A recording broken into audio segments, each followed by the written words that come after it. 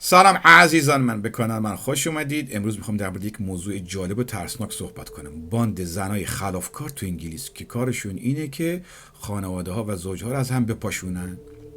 این باندها از روش‌های مختلف و پیچیده استفاده میکنن که تا به هدفشون برسن. اگه علاقه‌مند داستان‌های واقعی و عجیب هستید حتما تا آخر ویدیو با من همراه باشید. خب این باندها از چی تشکیل شده؟ یه عده از گروه‌هایی هستن که مثل گروهی هم کار میکنن و هدف اصلیشون هم نابود کردن زندگی خانوادگی و عشقیه.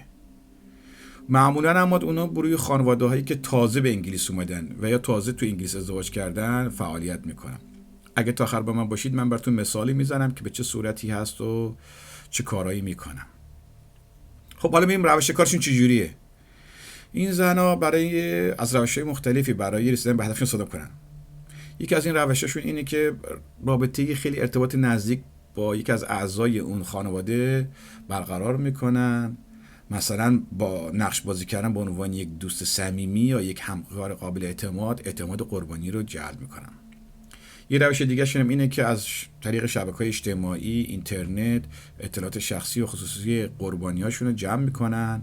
این اطلاعات بعداً برای باجگیری و تهدید مورد استفاده قرار میگیره.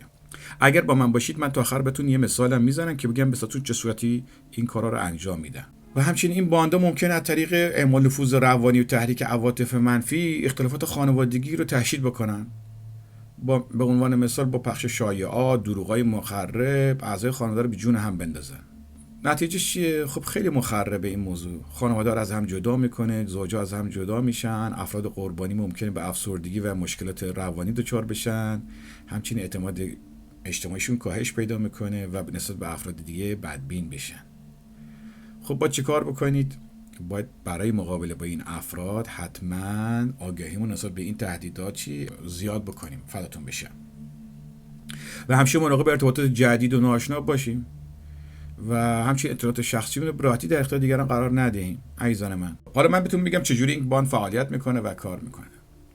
خب مثلا یک زوج جوونی اومده انگلیس، تازه اومدن، هنوز محیط نمیشناسن، خانواده های زیاده نمیشناسن. این باندا چیکار میکنن؟ شروع میکنن نزدیک شدن به این خانواده ها.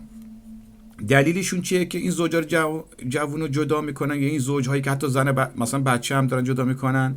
من نمیخوام بگم چون بعدا سوء استفاده میکنن، یه عده یاد میگیرن. به همین خاطر من میگم شیوه کارشون به چه صورتیه. یا طریق اینترنت، اینستا، شبکه‌های اجتماعی مثلا اون قربانی رو پیدا میکنن. تو اون شهر هستن، ببینید شهر به شهر هم هستن این باندا.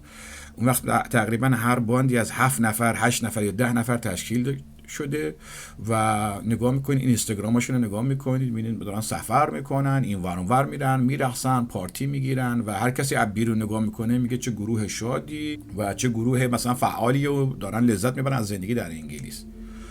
خب این زوج بنده خدا که میاد رو خانما کار میکنن. این قضیه رو داشته باشید. حالا روی آقایون هم کار میکنن ولی من بیشتر در مورد خانما میگم. خانما رو میاد میگن ببین عزیز من، شوهرت مثلا جوون نیست، پولدار نیست، خوشتیپ نیست، بیا ما به شوهر جوون معرفی کنیم، شوهر پولدار، شوهر خوشتیپ.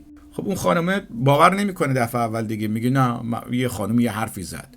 باندا به صورت، خب حالا رئیس باند که این حرفو زد نوچه‌هاش میان، یعنی کم کم افراد دیگه میگن آره بابا بیا، شوهر بهتر گیرت میاد، شوهر جوانتر گیرت میاد، مثلا نمیدونم سفر میتونی بکنی، حال کنی، این کیه این چیه. و خلاصه انقدر این کار انجام میدن که اون خانم یعنی قبول میکنه، میگه یک نفر که من این حرفو نزده، چندین نفر گفتن و حتما حقیقتی هست.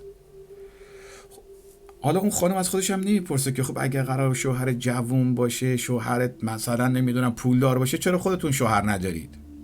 اینو چطورتون بگم؟ خب حالا میگن خب خانم رو جدا کنیم از اون شوهر. خب با همونطور که قبلا توضیح دادم با شیوهاشون به چه صورتیه. اینجا باندا یه کار دیگه میکنن، میگن باید یه کاری بکنیم که این زنه دیگه بر نگرده به شوهرش. اگر اومد توی مثلا گروه ما و فهمید خبری نیست، دیگه راه برگشتش رو ببندیم. به چه صورت این کارو میکنن؟ اینو سریع با یه آقایی که اونجاست معمولا خوشتیپ و جوونه آشناش میکنن، میگن این پولدار و جوونه و این خانم میره رابطه جنسی با این برقرار میکنه و اون آقام که دهنش لقه، چون انتخابشون هم دقیقه، میدونن دقیقاً چه شخص انتخاب کنن، اون آقام به همه جا جار میزنه که من با این خانم رابطه داشتم و اینا، یعنی راه برگشت اون خانم به خانواده‌ام میبندن و این خانم هم جزء قسمتی از اون باند میشه. عزیزان من فداتون بشه، مواظب خودتون باشید، این باندا زیاد هستن، من توضیحات دیگری هم هست میدم بهتون و یادتون نره لطفا نظراتتون رو با من به اشتراک بذارید و اگه موضوع براتون جالب بوده حتما کانال من رو دنبال کنید و این ویدیو رو لایک کنید و سابسکرایب کنید. فداتون بشم عزیزان من.